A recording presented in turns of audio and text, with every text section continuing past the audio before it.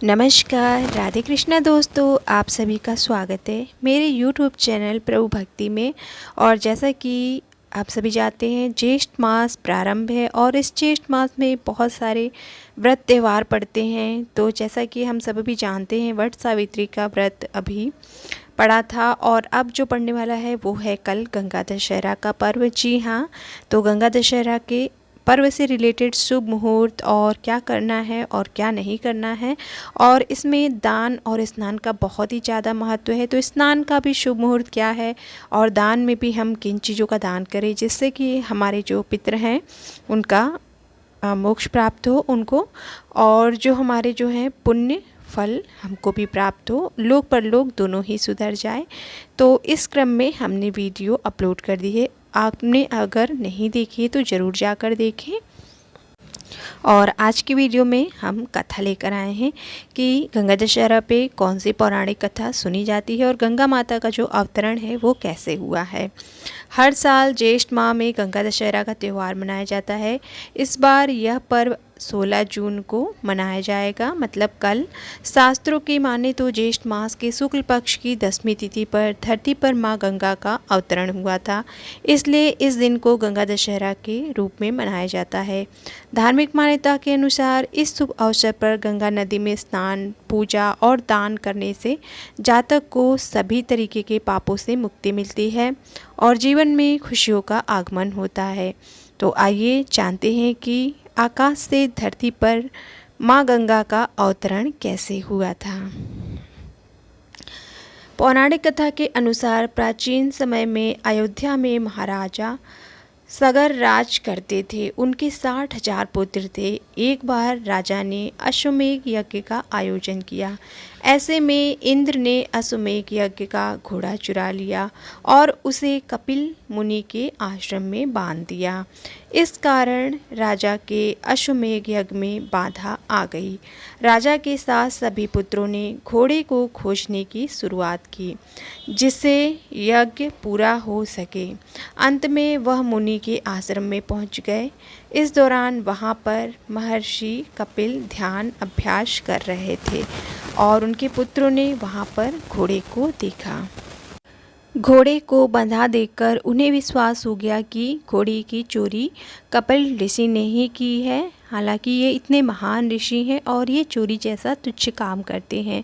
राजा सगर के पुत्रों ने कपिल ऋषि को ललकारा और अपमानित भी किया। उस समय कपिल ऋषि क्रोधित हो उठे और राजा सगर के पुत्रों को भस्म कर दिया। ऐसे में जो यज्ञ था वो खंडित हो गया। इसके पश्चात महाराज सगर ने पुत्रों की आत्मा की शांति के लिए उपाय जाना।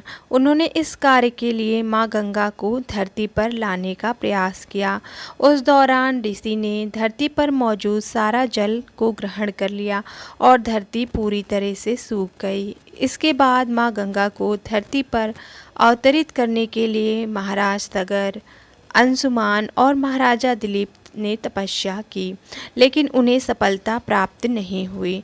महाराजा दिलीप का पुत्र भागीरथ था। उसने कठोर तपस्या करके ब्रह्मा जी को प्रसन्न किया। महाराजा सगर, अंशुमान और महाराजा दिलीप ने भी करोड़ वर्ष तपस्या की, लेकिन जो महाराजा दिलीप के पुत्र भगीरथ थे उनकी तपस्या से ब्रह्मा जी प्रसन्न हुए और भगीरथ को इस कार्य में सफलता मिली। माँ गंगा धरती पर अवतरित हुई। ब्रह्मा जी से उन्होंने माँ गंगा को मांगा।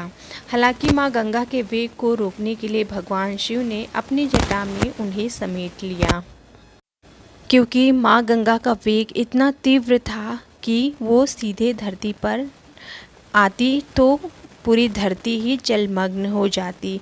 तो इसके उपाय के लिए शंकर जी के पास गए भगीरथ, तो शंकर जी ने उन्हें अपनी जटा में स्थान दिया। करीब 30-32 दिनों तक माँ गंगा शिव जी की जटा में बंधी रही। फिर ज्येष्ठ मास के शुक्ल पक्ष की 10वीं तिथि को शिव जी ने अपनी जटा को खोला और माँ गंगा को धरती पर जाने को कहा। राजा ने माँ गंगा के पृथ्वी पर आने के लिए हिमालय के पहाड़ियों के बीच रास्ता बनाया और माँ गंगा को धरती पर आने के लिए निवेदन किया। जब माँ गंगा धरती पर आई तब राजा ने उनके जल से अपने पूर्वजों का तर्पण किया। जिस दिन माँ गंगा धरती पर आई थी उस दिन ज्येष्ठ मास के शुक्ल पक्ष की 10वीं तिथि थी, जिसे बाद में इस तिथि को गंगा दशहरा के पर्व के रूप में मनाया जाता है। गंगा दशहरा को माँ गंगा धरती पर अवतरित हुई थी और यह उत्सव बहुत ही धूमधाम से मनाया जाता है। और माँ गंगा तो सभी की माँ होती हैं और पृथ्वी पर जल का जो बड़ा स्रोत है वो गंगा नदी ही है और बहुत ही पूजनीय है।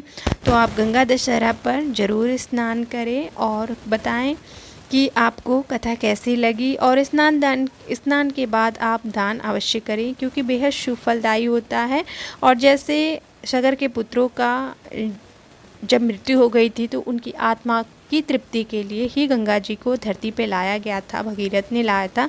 उसी तरीके से आप भी अपने पितरों का तर्पण जरूर करें ताकि उनको भी मोक्ष की प्राप्ति हो सके। तो सभी को गंगा दशहरा पर्व की हार्दिक शुभकामनाएं। मिलते हैं हम नेक्स्ट वीडियो में किसी और जानकारी के साथ। तब तक के लिए राधे राधे। और कथा अच्छी लगी हो तो लाइक ज़रूर कर दें, चैनल पे नए हैं तो सब्सक्राइब लाइक शेयर करें। जय श्री कृष्णा, राधे राधे।